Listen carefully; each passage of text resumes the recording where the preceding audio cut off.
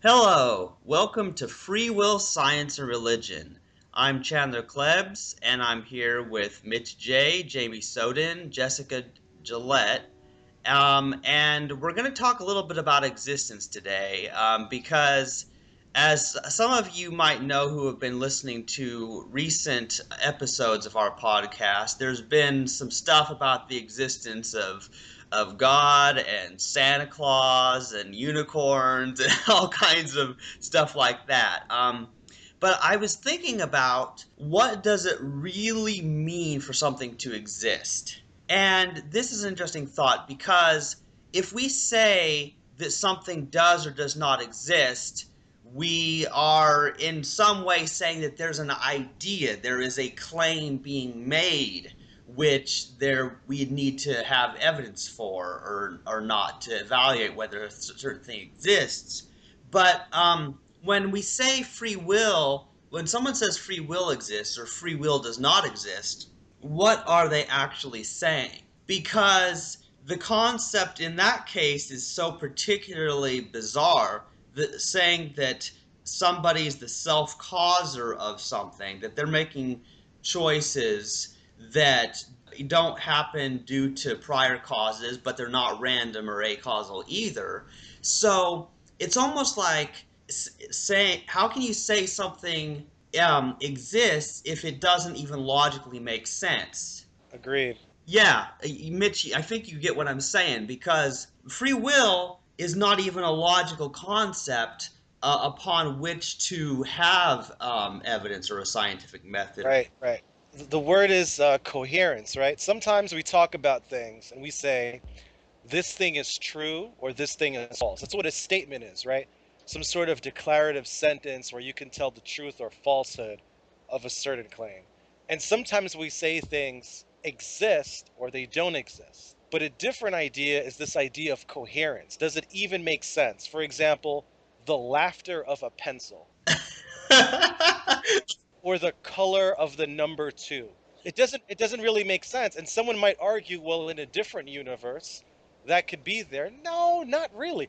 If a pencil can laugh, it's not really a pencil anymore, is it? Like what are we talking about? But free will, I agree with you, Chandler. It's a different thing. It's not something that is false. It's not something that doesn't exist, although sometimes for the sake of brevity, we might say free will doesn't exist, right? In actuality, it's just completely incoherent. It can't make sense in any universe, in any possible sort of realm of reality you can conjure up. No matter what, if something happens, it either happens out of nowhere, in which case you are not responsible, or it happens because something else makes it happen, which means you're not responsible. So, yeah.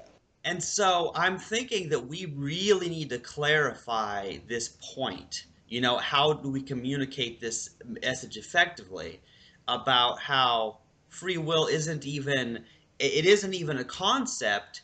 And so, like for example, when it comes to like say Santa Claus, which that's kind of a funny topic. Well, sure, there is evidence that would convince me that Santa Claus existed. If there's I have an idea, like if I actually could see a sleigh and flying reindeer and had explanations, evidence that that somehow was able to bend space time and Santa Claus could actually somehow warp through everyone's house and deliver presents, I suppose that would be evidence that would make me a believer. I don't know, but but at least there's a concept there of the flying reindeer and the Santa Claus. There's a concept there, and similarly there's concept of the existence of all kinds of things. So I think I think the statement free will does not exist is not the same as saying God does not exist or Santa Claus does not exist. And this comes into an interesting thing because what do you like? Each of you guys can take a turn, and what do you think it means when we say that something exists? Well, to me, things that exist are things that I can observe. Like we know the universe exists because we can see it, we can observe it with telescopes, what's going on, and all the rest of it. But there are things that don't exist, um, that are completely imaginary, like God from the Bible, you know, things that we don't have evidence for. But people claim that these things exist, just like, you know, kids with their imaginary friends. They say someone's there, but they're not. So it just doesn't make sense to claim someone is there when there's no proof for it. Yeah, that sounds about right. Jessica, what do you think? I was just thinking about I was just wondering what is the etymology of evidence, and I guess it's just something that's evident, and we can only prove something to a certain, degree, and in some ways nothing really exists as it seems, and things are broken down to little particles, and I was just thinking about the Big Bang and how much evidence we have for that. So just totally unrelated thoughts that are more scattered. Yeah, so you've thought about that, son. Things aren't really what they appear to be, huh? Yeah, we have. It's a really good question. It's a deep question. I know in philosophy, this has been a big issue for a long time. Like, there's that Platonic school of thought, and there are all kinds of different ideas about whether ideas really exist or whether only physical things exist. One thing we know for sure, one way we talk about how things exist is through our senses. So if we can interact with them, we can say, oh, this sort of verifies the existence. So in a very crude way, this physical interaction we have. Another way is we can detect something in a more sophisticated manner. We would still say it exists, right? So if we talk about quarks or something, we can't touch them, but we can do experiments and logically conclude, okay, what's happening here is a quantum kind of phenomenon. Yeah, okay, but then there's the notion of some things that are ideas that you can't really tell if ideas exist or not, like or numbers. Are do numbers exist? This is a very controversial kind of issue. I'm not really sure of the answer to those questions. I know the answer to one question: free will doesn't exist. I know that one. See, this is interesting, guys, because basically when we have a way of interacting with something like Mitch said, or as Jamie said, we have a way of observing something, we have some way of sensing something, then we tend to say it exists. So like basically I'm interacting with you three people right now.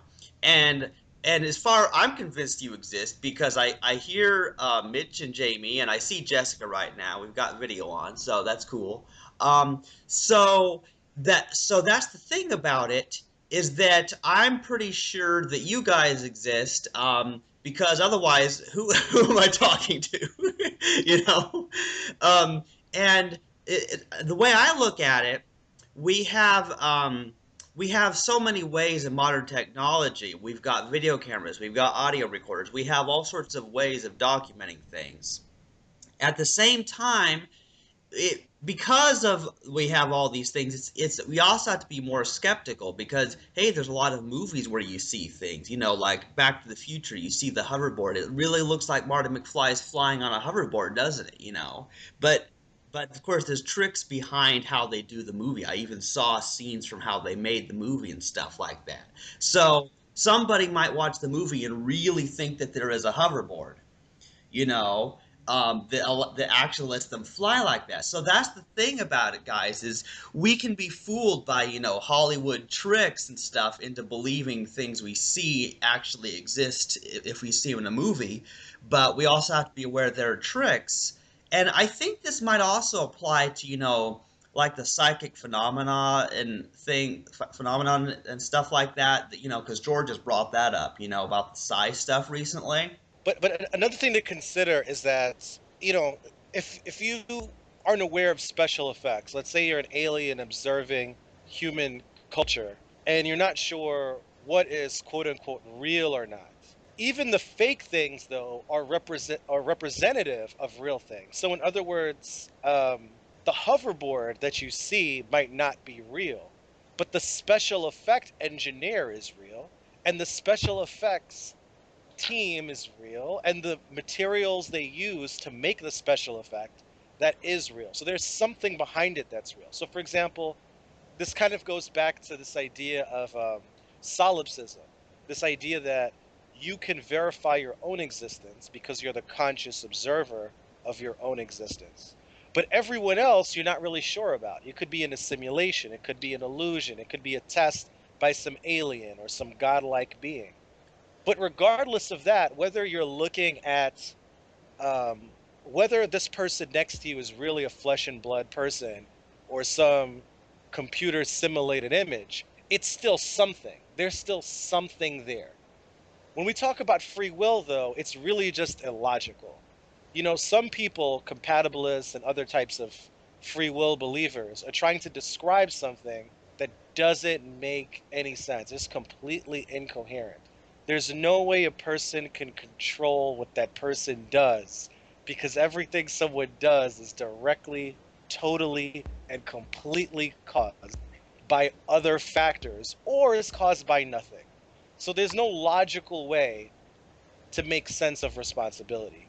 But when it comes to the physical phenomena that we interact with, even if we mistakenly think some physical thing is there when there's actually a better explanation for it, there's still something that's representative of the real thing. Yeah, I'm glad you brought that up, Mitch, because while we might be seeing something and that thing as we're believing it to be might not exist, there's still real things behind that thing going Exactly. on. So there's still something happening.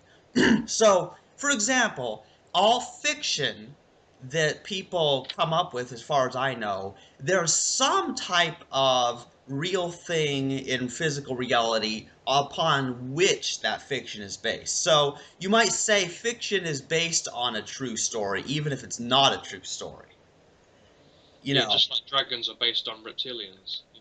well, yeah, there's all kinds of mythical creatures. Obviously, yeah, dragons are they're kind of like dinosaurs or reptiles, and clearly, since my example is like, unicorns, clearly, a unicorn is based off of a horse. It's just a horse with a horn in its forehead, you know? And so there's a concept there which exists. There's a concept of a horse, and there's an agreed upon. I think generally people know what a horse is. If somebody is going out to find a horse, then they're going to know the difference between a cat and a horse. They're going to know the difference between a rhinoceros and an elephant. We have these concepts of what it means to be a certain animal, what it means to be an ostrich, what it means for there to be five of some number of objects, the colors, the numbers, the shapes, the animals, the plants. There's some concept behind all of these. So that's where it gets interesting, is that somebody could try to make the case that everything exists if you play enough word games. That's the thing about it. Let's try. Is there any possible way that someone could make sense of free will, for example? How could that be done? That's the thing, is I don't think it can. Because I've tried to think, is there any way somebody can make sense out of this whole free will thing? For somebody to be ultimately 100% responsible for any choice they make. Right, because that's what free will really is about. Free will is about if it's about making responsibility a meaningful word. It's about making the word control Yeah. a meaningful word. It's about making it logical to blame people or to praise people. That's the real thing. You know, there's some people who think from a very scientific perspective that, well, if free will is this notion that you could do otherwise, and somehow some kind of quantum phenomena suggests that, yeah, something else could have happened, then yeah, that means free will. But no, that's not what free. That doesn't matter. It doesn't. That's not really the point, is it? You Right, know? because the question is not actually whether we could have done it otherwise, Right. but whether it is we that who could have done otherwise. Exactly. And if Exactly. some quantum phenomenon, some acausal event or whatever does it, then it's not us. And so it's about personal responsibility, moral responsibility, whatever. That is what the issue always has been in regards to free will, which is part of why when compatibilists redefine free will as doing what you want, The problem is you're not responsible for your desires. You know? Absolutely. So, in order for somebody to be responsible, they would have had to create themselves. They would have had to be the cause of their own parents having sex. That's what they would have had to do. But you see, you just said something interesting. You just said what they would have to be. Would that even, what would that even mean? So let's analyze that. So you said, in order for someone to be responsible, they would have had to be the cause of themselves. Yes. How would someone be the cause of oneself? The problem is that you have to already exist in order to be an agent that can make yourself exist. And since you already exist, you can't make yourself exist because you already exist. And even if you did, where did that desire come from to cause yourself? Exactly. It's like where did the desire to? It's just so logical. I don't understand why some people get so Yeah. enamored of these ideas and they get stuck in it. Yeah, see, because I agree, Mitch, because this is so bizarre. The very idea is that anything that you were to do, well, from where did that desire come to do that? This is the fundamental problem and the reason why, and like I've been, I that's why I'm part of this podcast, because we're explaining that nobody is fundamentally to blame. Nobody is really responsible for anything. And that's where people, a lot of the people, they just emotionally react to that. They don't like to hear that because then they have these fears like, well, if nobody's responsible for anything, then, oh, all anarchy will ensue and all chaos and everyone will go out and murder each other. And I'm like, well, first of all, most of the world believes in this personal responsibility idea, even as it is, and people are still out there murdering each other. So it can't get worse. But the real issue here that I'm concerned with is the truth here, because I'm concerned about explaining why free will isn't even a concept, regardless of its consequences or not. Although it's because of its negative consequences that we're so concerned why it matters. So there's the difference between something being true or false and something mattering or not, whether it's relevant to our lives. Hmm. So, how would you people characterize, the relevance that this personal responsibility or free will issue has to the world? Does anybody want to? I mean, for me, it's the utmost, right? It's the most important thing there is. So what do you Yeah. say? Because it changes the nature of how we treat people. It completely changes it. We end up treating everyone like the mentally. There's a free will skeptic, Greg Caruso. He has a pretty active Twitter page, and he's participating in a lot of conferences and organizations, writing a lot of papers about exactly that, about how we deal with responsibility, retributive punishment, things like that. And he has a really new paper about this quarantine model. I think it was first posed by Dirk Peraboo, like one of the original modern hard incompatibles. And he proposes very scientifically, very elaborately, the ways in which we as a society can treat criminal offenders without blaming them. That is, we treat them like we would treat the quarantined ill, or how we would treat the mentally ill. We look for the root of the problem, and we look for the causes that result in violent behavior, for example, and then we solve it. We reform people. So this is the most important issue. Yes, it is, and those names they sound familiar because I think I read quotes by them and stuff.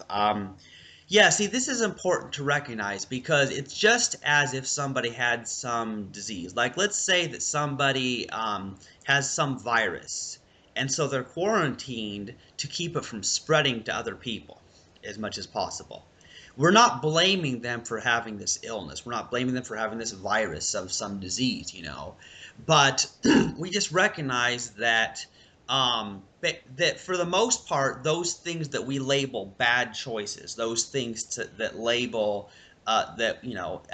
label as bad behavior, Those things are an illness the same as any other kind of so-called physical illness. And so this is about,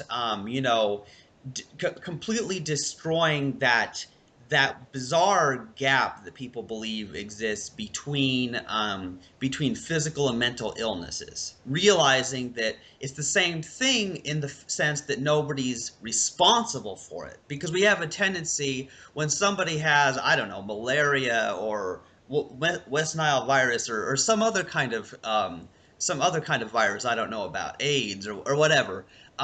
People, like, they might not blame them for that. They might not hold them responsible for that.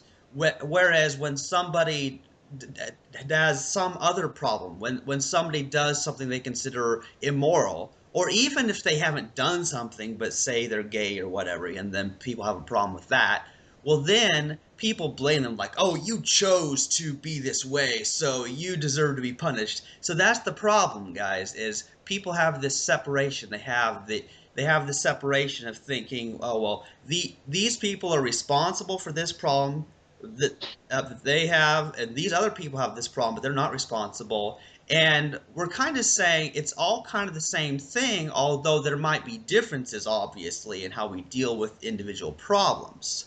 Yeah, so let's see. Jamie and Jessica, what do you guys think so far? I don't know. They're in deep contemplation, I suppose. Yeah, I suppose so. Chandler, so maybe I can pose a question. Are there any other things that you think are as incoherent as free will?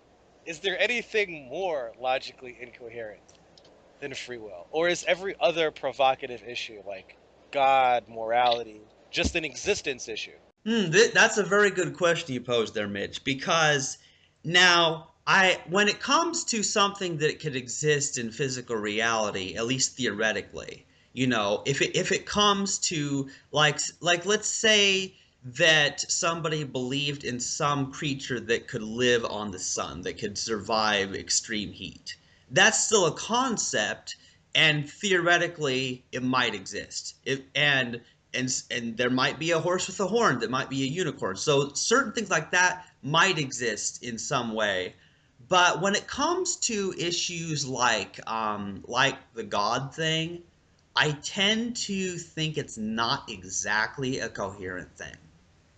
You know, but of course, people obviously disagree with that, and I know George does. But my thing is that people attach all these attributes, like, the whole omniscient thing is one where it really kind of falls apart, because they say God knows everything, you know and then it's kind of weird. So then it becomes a matter of, well, everything is known, so in a sense everything is already predetermined, meaning God can't change it, and that's come up in previous podcasts.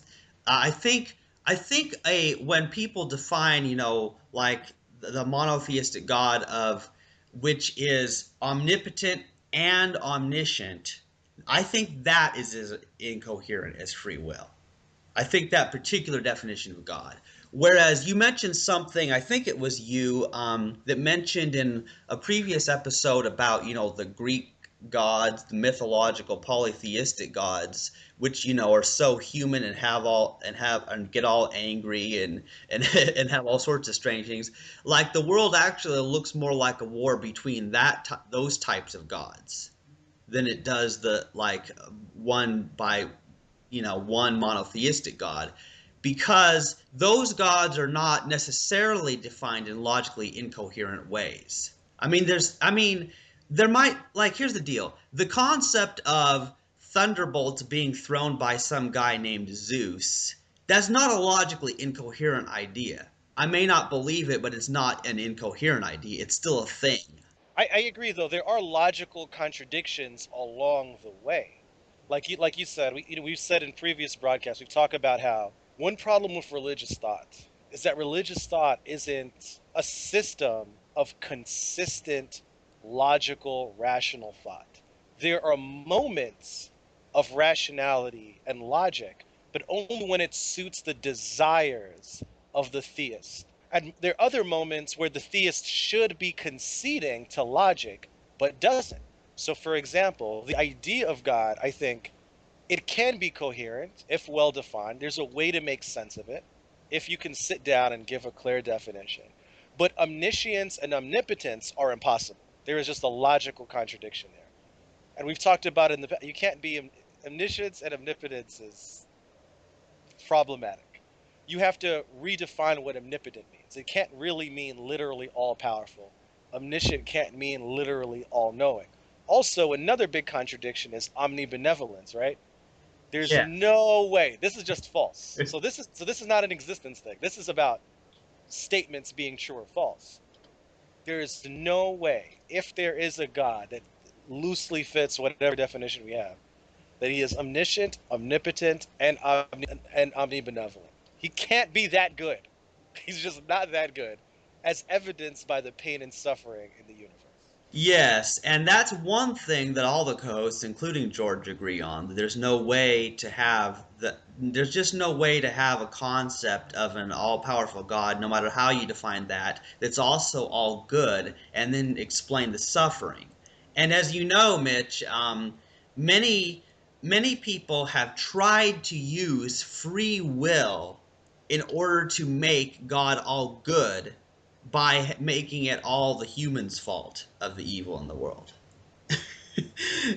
Which obviously doesn't work because of how incoherent free will is, but there are also other responses for why that doesn't work. Because even if you ignore the reasons why free will is logically incoherent, there's absolutely no way when it comes to so many diseases and natural disasters and asteroids or whatever big rocks coming and hitting the planet or whatever, there's no way you can say that humans chose that, even if you do believe in some sort of incoherent free will idea.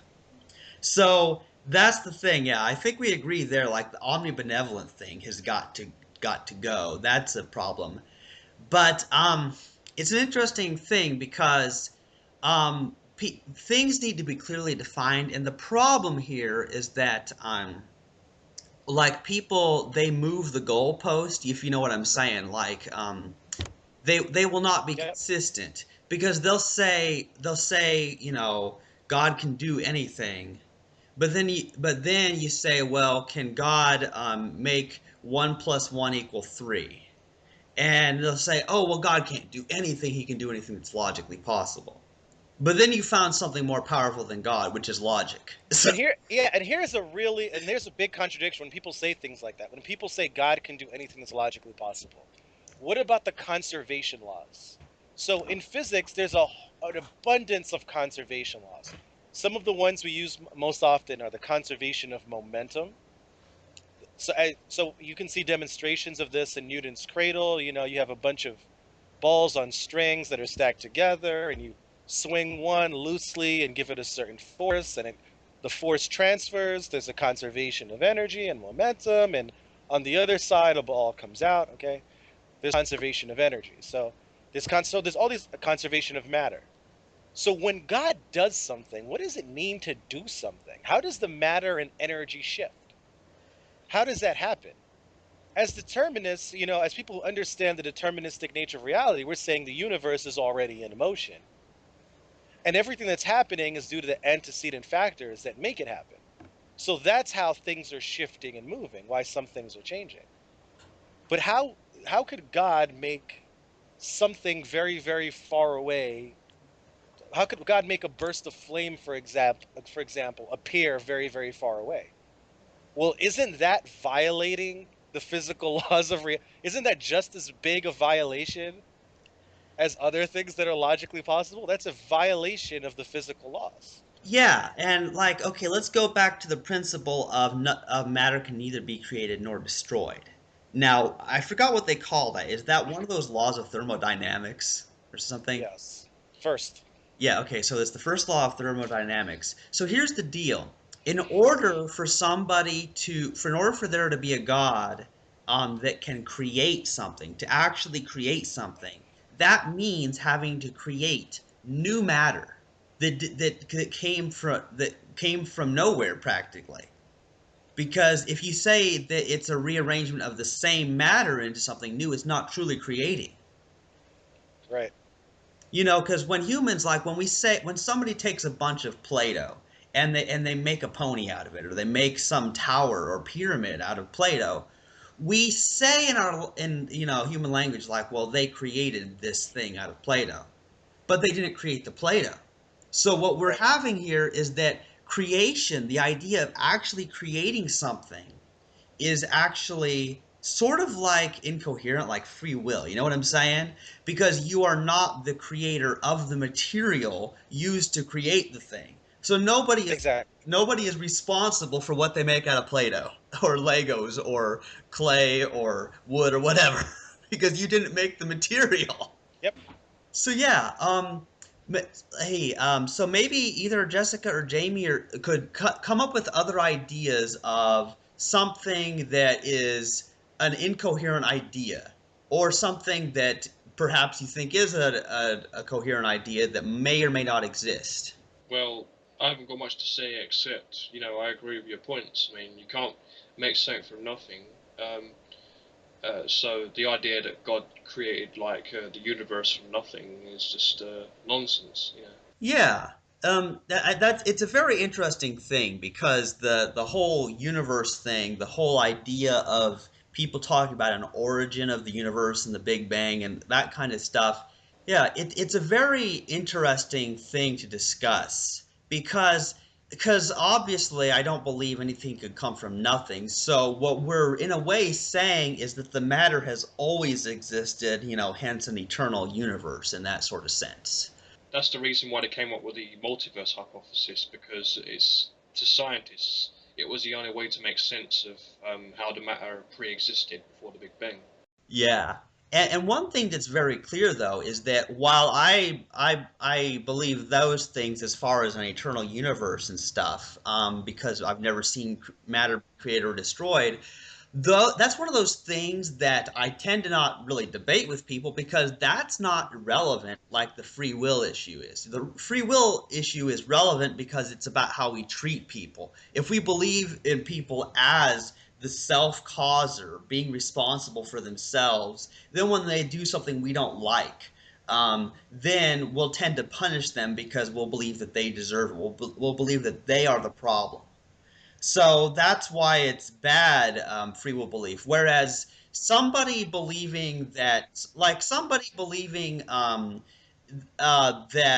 there is an origin and the universe didn't exist and then matter popped out of nowhere. I mean, I tend to disagree with it, but I would never debate somebody on that because I don't see how that actually impacts our lives.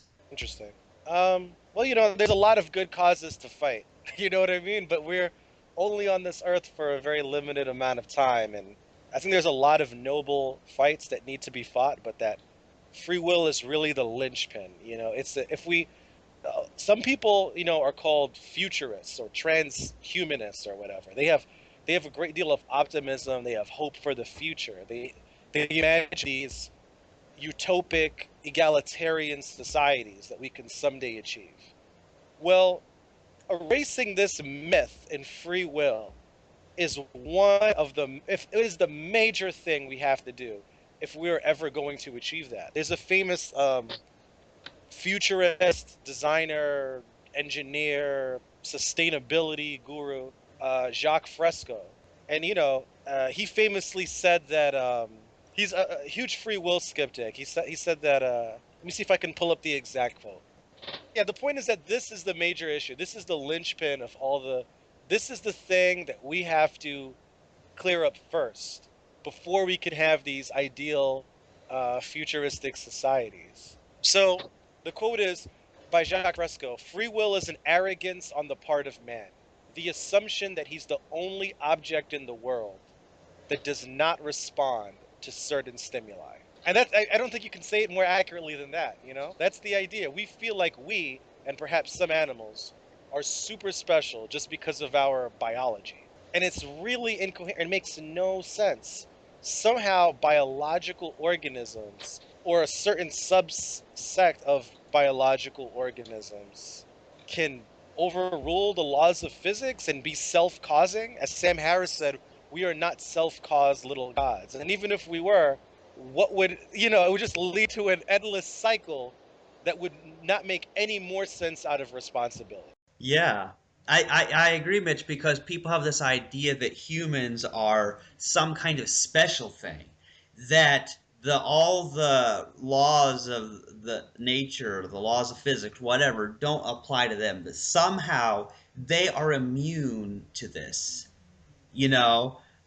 So yeah, that's an interesting thing because this belief in human specialness, this anthropocentrism, I find to be very problematic, partly in how people treat other animals that they view as not human, but they think they're not as important. So that's part of it. But aside from that, aside from the implications of that, I don't think there's a basis for believing that humans are immune to physics. I don't think there's any reason to think that. So And even if we were, it wouldn't give sense to free will. That's how incoherent free will is. It's like exactly. no matter what the way, even if we were special, even if there was something really amazing and special about us, it would not make sense of free will. Nothing could. That's You know, it's right. it's like saying 1 + 1 is like 1 + 1 is 2. It just nothing could happen that could change that with as well, at least within a particular formal axiomatic system, within what mathematicians call ZFC set theory, or a naive set theory. In certain axiomatic systems, 1 + 1 is 2, and the only way to change that is to go to another axiomatic system. You have to get out of there. So there's some ideas that you just can't make sense out of, Yeah. and free will is perhaps the ultimate one. Yeah, Which is and why. that's the important thing because all the co-hosts of this podcast, we've all come together on this free will issue because it's that's the thing is it's so incoherent. The idea of personal responsibility or free will being the cause of yourself, that idea is so insane. There is no amount of evidence, there is no amount of word games even that you can really play that I think makes that concept make sense. That's why we're so adamant about this because if we I agree with you, Mitch, that if we start with that because that launches once you get that matter settled, then all the other problems we face then could be solved because there's no way to really do much about the problem of climate change. There's not really much way to do much about all the violence and all sorts of other false beliefs and problems, as long as everyone's all blaming each other and punishing each other and beheading somebody because they feel like they deserve it or something. Because the violence stems from this belief in an incoherent idea, and the only reason people can believe it is because they haven't thought about it. Yep, that's exactly right. Yeah. But yeah, let's see now. Now, Mitch and I have talked a lot, obviously, because we're so passionate about this, and Jamie didn't have that much to say. So, Jessica, you've been kind of quiet. Is there anything you'd like to say on this topic? Um, First of all, thank you guys for going out there and being the heroes of that eliminates free will and Yay! but I was thinking maybe since we do respond to physical things and what we only accept what we see to be true as evidence. Maybe it would be effective for you guys to come up with some sort of visual representation of the lack of free will that one would have in a quote unquote choice or action on a chemical level, just depicting how like thoughts are chemical and associations and stuff like that. So Maybe more could you effective. clarify that a little bit? You're saying on a chemical level? Oh, I mean, say if you were to have like some sort of like animation of like the thought, um, and have it manifest physically and outwardly as an action or choice or Ah, verbal or you're saying like a diagram to help people understand yeah, maybe like an how animation. thoughts, yeah, yeah, how thoughts come into play. I hear you. Okay. Yeah, that's an idea. I mean, we do a lot of stuff here. Chandler, as you know very well, has written a book about this. George Ortega has. Nick Vale has. By the way, I apologize. In previous broadcasts, I had some mental slips, and I kept on pronouncing his last name in the way it might be pronounced in certain Spanish-speaking countries. I kept saying Valle instead of Vale. I don't know why. I don't know why I was doing that. Oh yeah, you were saying Yeah, Nick Valley, or I don't know what was going on. I know someone else who has that name, and Trick Slattery, of course, is written. So everybody, uh, has come up with this. And sometimes Trick makes like really interesting infographics. Recently, I've put together a Twitter account at Free Will is False, and there's a new website too, freewillisfalse.com. That's under construction, where I hope to make it more relatable to people. I am trying to find ways to go, hey, this is a simple argument. It doesn't have to be lost in the realm of academia anymore. And it's not that difficult to figure out what we're talking about and uh, why free will doesn't make any sense. yeah. I mean, this topic is really accessible to anybody, who really will just take time to learn what it's about and why it's an incoherent idea. And I think the real problem is that people they don't understand the importance of it. It's an important thing because it affects the way we treat people, obviously. Right. Um, but yeah, I think this is something everybody can get a hold of. Anybody can understand what this is about. It's not like some esoteric subject, and that's why I don't think it should be considered as just a philosophical debate or some religious debate. Um, and part of the problem is this whole free will issue is always framed as some issue, free will or determinism. And the problem what people are missing is that even if determinism was false and things happen for no reason, we're still not responsible for them. And so while I am a determinist, that's not even relevant. Don't pay attention to the determinism. Just realize you're not the cause of yourself. And so whether you believe in randomness or not, you don't need to blame yourself for others for things. So that's the key thing, guys. It's like we don't blame anybody for anything, including believing in free will. We know they had no choice. Yep. Yeah, but actually now there really needs to be kind of like a documentary that really explains this kind of thing. There needs to be some way of getting the message across to people in such a powerful way. So yeah, what it it's we just keep talking about this issue in our podcasts and each person is writing their books, making infographics, explaining things in all sorts of ways, and it's really important because it does affect our lives. And so maybe perhaps we should give examples of how it's helped us in our lives, this understanding. So, Yep.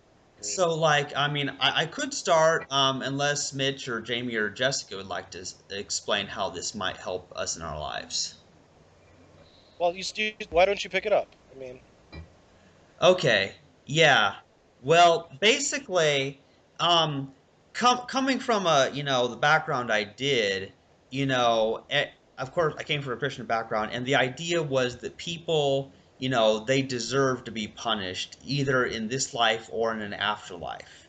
And so it became an issue where I blamed other people, but I also blamed myself for things, and I was always so angry and so hateful towards people and mad at them for doing things that I considered immoral or things that hurt me or others. But once I understood that nobody was the first cause of anything, because that's the issue. It's not about them being one of in a series of dominoes falling down. It's about them being an actual first cause. And then I realized nobody is the self cause or the first cause of what religion they believe in, what country they're born into, their skin color, their gender, their sexual orientation. So would you call that an incoherent remark? What do you mean? That idea that you said nobody is the first cause. So the remark that you are pushing against, would you say that is incoherent? Right, it's an incoherent idea because how can anybody be the first cause of anything? Right. Because And they, why is that even satisfying to people? Why is it satisfying to say that God is the first cause? What's the next yes, logical question? yeah, Well, yeah. yeah. Mitch, I'm glad you brought that up because the whole first cause argument that's the argument used for the existence of God. But the problem is that the first cause argument is both used in, like, people are believing that in free will that humans are a first cause of something, but then at the same time they're saying that God is some first cause of something. But then that fell apart because they're like, well, who created God then? And then they're like, oh, nothing. It always existed.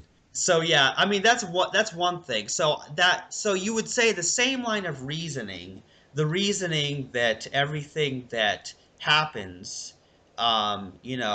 something caused it. Some event has to be caused. So that's what led to a chain, and so how it happened for me as well. Okay, you can't blame a person for the life that they're born into, and if you try to blame their parents, well, those people weren't responsible for it either. And if you try to blame their parents, that doesn't work. So you end up with this causal regression that goes back infinitely through evolution because nobody is responsible for what their parents did. They're not responsible for evolution and reproduction and life evolving on this planet. They're not responsible for there being a planet. They're not responsible for there being a universe. So this infinite regress goes back into the past. So I don't have anything left to blame. So that's why the blame just kind of fell out of my system once I started thinking about determinism. So Mitch, how has it helped you in your life and how you deal with people? How has what in particular? Realizing that free will is nonsense.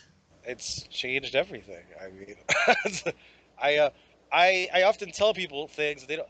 Some people say that there's this. So there's a really good website. I believe it's called the Information Philosopher or whatever. I think there's a certain particular opinion expressed on that site. I think it's a sort of compatibilist opinion. But regardless of that, I think it's a very good resource for investigating many philosophical issues, including the issue of free will. And on that site, there is a very convenient diagram that breaks up the issue of free will into two different branches. So, most people who are just logical, whether or not they're free will skeptics or not, concede to the truth of determinism. So, we don't even have to fight that. They concede to the truth of determinism. But despite that, some people, compatibilists, as we call them, somehow argue that determinism and free will can coexist. Now, on the left side of this branch, we have this idea of of incompatibility, right? There's incompatibilists, people who say determinism, free will, no. And along that same left branch, there's all kinds of different ways to describe free will. Some people say it's an illusion. Some people say it's impossible. Some people say it's false because of determinism. Some people say it's always false. Uh, what? So the way this issue has affected me is that I tell people this. I go, I can feel the illusion anymore. Some people describe it as an illusion. I say, I don't even feel that illusion that you guys are talking about. I don't have the sense of self um, that some people have. I don't blame myself for anything. I don't blame other people for anything. I'm human. I have emotions. I have chemicals. I have electricity running through me. that for a few moments might make me feel guilty about something, or might make me want to blame someone or myself. But then my mind, because of the knowledge I possess, because I've investigated this issue, after a few moments of clarity, I get past that. So all it has done is made me a more empathetic, more compassionate person. You know, I don't even see illusion of free will anymore. It's just completely incoherent, and I just treat people better.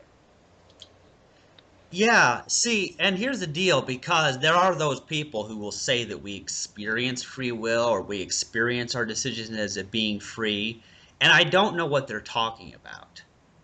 Yep. Because I don't see how there's any decision that I've ever experienced in that way. Because I'm either doing something because I want to be doing it, or because somebody will punish me if I don't do something, so I'm doing it to avoid pain. So yeah, it's not even an illusion. It's not an illusion would actually be more real. It would be more Right, exactly. concept than free will even is. It's not even a concept. Yeah, that feeling just goes away once you really understand what's going on. Yeah. I mean, it really is deep and it leads to a lot of thought, because as soon as somebody realizes that they're not the cause of themselves, then they sort of lose the sense of self, like you were talking about. They don't have this sense that they're a self that's somehow separate from the universe and all that. So I think it leads to less egotism, it leads to less selfishness, it just generally leads to caring more about everything around you. Yeah, I would say so. Yeah. So yeah, let's see. I don't know if Jamie or Jessica had any more to add. No, thank you for asking. I think we've got it. Yeah, Uh, it I know. I mean, because we don't mean to dominate the conversation here. We want everybody to have a fair chance to say something here in our podcast. It just so happens that, well, certain people like Mitch and George and Trick and I have sort of, it's sort of our life mission almost. We're so invested in this because it's something that we're so we're so deep into. We're so convinced that free will is an incoherent idea, and that by explaining it to people, we're automatically making people think more logically. Because as soon as you start realizing that there are certain concepts that are logical or not, then it leads to all sorts of other things. Then it leads to a basic framework for how you evaluate other claims, whether they're true or false. Hmm. most certainly. Yeah. So But yeah, th yeah, but returning to the central topic just for a second, this idea of um, what exists and what doesn't exist. While we've been having this discussion, I've been puzzling over anything else, um, where anything else where the existence or non-existence of it is really, really vital. Like you've talked about the practical applications. I mean, another thing to talk about is the this idea of the burden of proof, right? So if someone claims that something exists, okay, isn't the burden of proof on the person who claims that something exists? Isn't it up to them to demonstrate how this could exist, to provide the evidence? So we've argued already, free will, the issue of free will is beyond an existence thing. It's incoherent. It can't exist. But let's say there's something sort of like free will or something else that's provocative. The onus is the burden of proof is always on that person who claims that something exists. They have to provide the evidence, give the hypothesis, give the model, and they have to prove that that thing exists, right? Whether it be God or an idea or the Loch Ness monster. But sometimes compatibilists and other others, people who oppose uh, the people who are in favor of free will believers, they act as if the standard way to live is under the assumption that free will exists. So it's not just so even if we grant them, even if we play along, if we humor them and say fine, it could exist, whatever, they would have to demonstrate that it could. And I don't know how they could possibly do that because it is incoherent. So That's right. this is the barrier. And another thing, this leads into the question, is an uncaused or an acausal event a coherent idea that could even be proven? Um, yeah, that's steep. That is a Yeah, hard one. because here's the deal. If we try to put the burden of proof on people making a claim that uncaused or true random or acausal events that happen for no reason, if we put the burden of proof on them, how can they cause an uncaused event to prove it? Because it's not uncaused if they cause it. Yeah, it's true.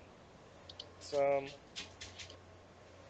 So there's things that are unprovable, there's things that are unfalsifiable or unverifiable because there's no way to provide evidence for them. See, that's the thing though, because like another common example is, there's the creationism versus evolution debate, that which is kind of a strange thing. But when somebody is like a creationist, they believe that some god, created created the all life in the world in a week, in like 6 days actually. Well, there's nothing anyone can do to verify that. In fact, there's absolutely no way to truly verify anything that you believe happened in the past. You can verify that when a certain thing is done now, that it causes a certain thing to happen. You can verify that if you hit a baseball with a baseball bat, it will be sent flying somewhere, but you cannot actually prove history. You can't actually prove that a well, I guess. thing. Well, to be fair, scientifically speaking, I would suppose if you could logically deduce that in order for something to cause, a particular law would have to be violated, such as a conservation law, then you would say, okay, assuming the conservation laws must hold, then you could say that has no cause. So, in other words, if a contradiction is somehow created, that would be the way logically that you would say that can't be it. It's always by the creation of some kind of contradiction. Yes, that's a good point, Mitch, because when there's a logical contradiction, when there's a contradiction that a certain thing can't have happened because something else happened instead, for example, is a good example. Like, if you know that your parents bought you your Christmas presents and put them under the tree, and you know that to be true, then it can't also be true that those presents were put there by Santa Claus and that they were made by the elves in Santa's workshop. Right. Because both claims can't be true at the same time. Are you trying to tell me that Santa Claus doesn't exist? Sorry to break 'Cause the news to you, Mitch. I believe I think Mike Walsh alluded to this on a previous. Uh, Yeah. Yeah, I mean really? I know it's a little early for Santa Claus jokes and all that, man, but Now, of course, the rebuttal that some physicists say is, well, maybe we're wrong about the conservation laws. But before you do that, before you change the scientific understanding of humankind in a way that is groundbreaking, um, without doing that, you would have to say this is a contradiction. The only way to avoid the contradiction would be to say, well, we're wrong about the conservation laws. So I think that's one direction to go.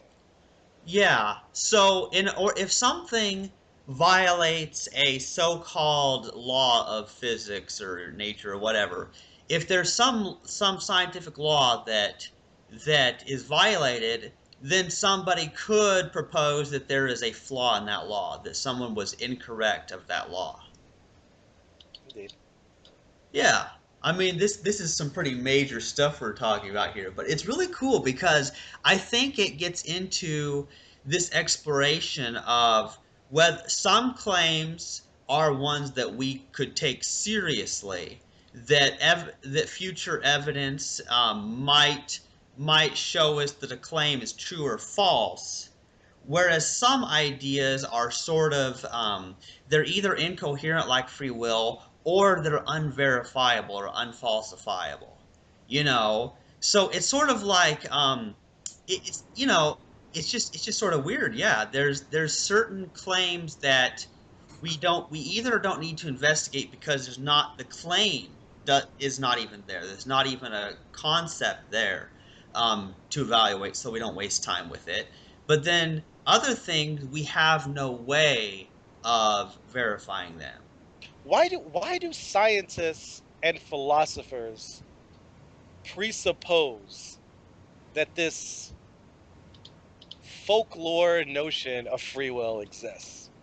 When, like you're saying, even before we come to the coherence part, when there is no evidence for, here's the thing, this is Occam's razor now, right? This is Occam's razor. The idea that given competing hypotheses to explain the same phenomenon, the one with the fewest assumptions is the one you should take, assuming they both have equal power and predictability. They both describe the phenomenon, they're good, they're rigorous, whatever. The one that makes the additional assumptions is the one that requires more to be proved. The entire universe, all reality, makes complete sense mechanistically. Neuroscientists know this. Neuroscientists study neurons and synapses. They study electrical discharge. They understand that human beings interact with their environment.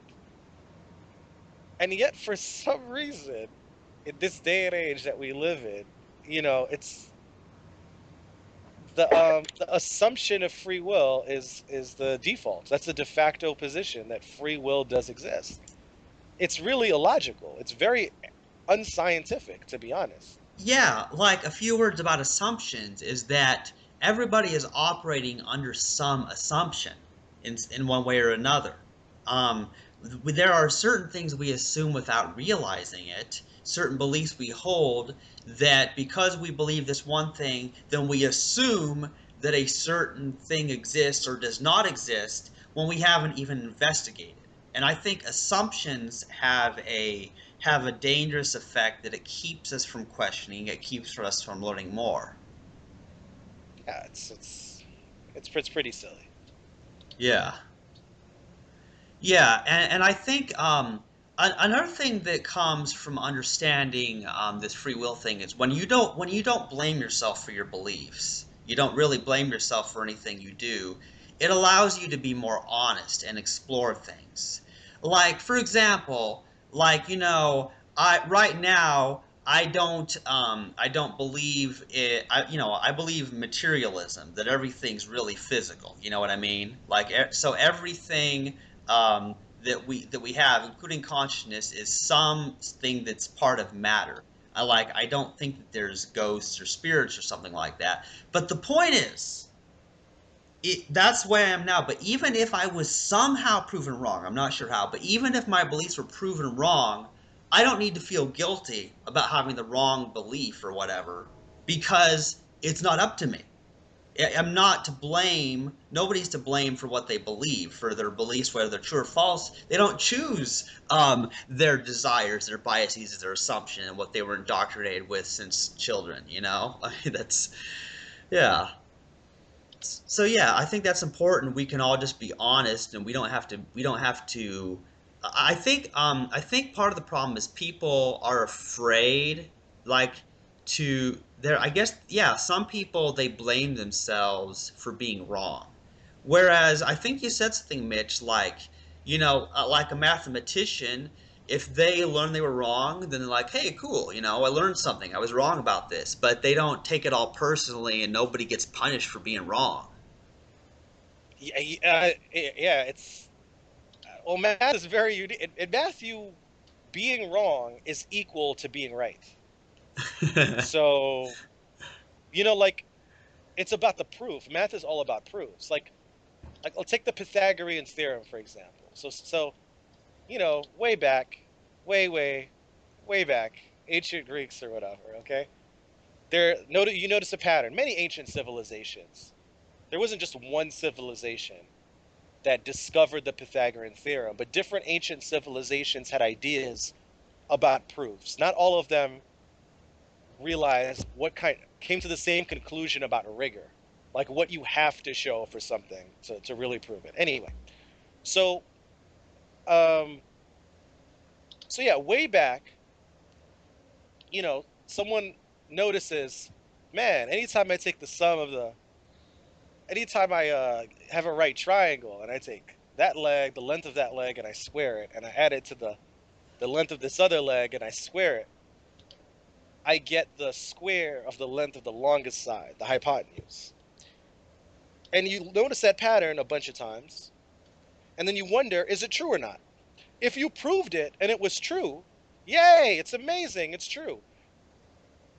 If you prove that it's wrong, yay, amazing, you prove that it's wrong. It's like it's equal. Proving there's so many unsolved problems in mathematics, and for many of them, mathematicians will tell you, I have no idea if this is true or not. Sometimes there's a pattern, and for the first million numbers, it'll be true. And then for the million and one number in the sequence, it's not true anymore. And that's okay. That's great. That's fantastic. You know what I mean? Yeah. You're just enjoying a journey of exploring and learning something. Nobody feels bad about being wrong about it. And it's not wrong. Again, it's not even wrong. That's not even the way to describe it, right? You're not being wrong. You're just openly exploring something and trying to figure out what conclusion will I be led to. Yeah. Yeah. So it's like, yeah. Yeah, that's the thing. It is also, I mean, when things are considered right or wrong in mathematics and other sciences, it's about this is either correct or it's incorrect.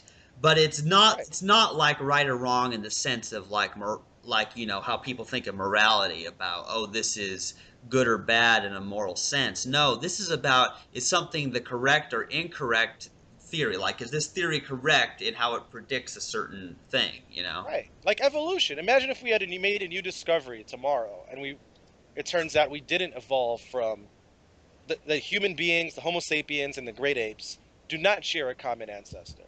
It turns out that there's this other species, and it's that species and human beings that share a common ancestor. Or that evolution itself is really insufficient.